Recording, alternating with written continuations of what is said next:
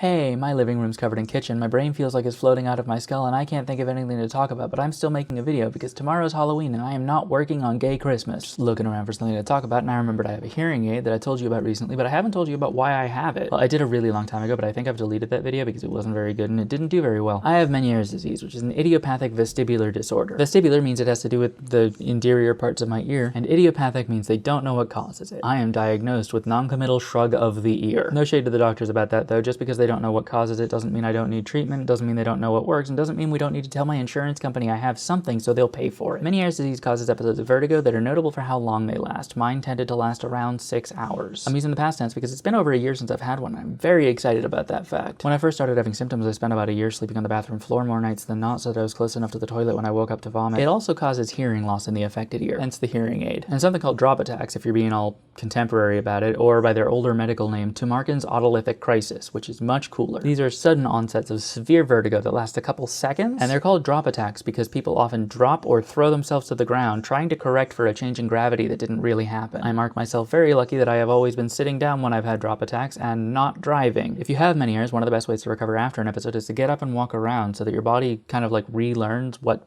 balance is. And one of the big triggers for episodes of vertigo is high sodium intake. So if you're having one of those years where you're spending more nights than not trying to sleep through the spinning image of a cold tile floor, I'm gonna tell you what I wish somebody had told me.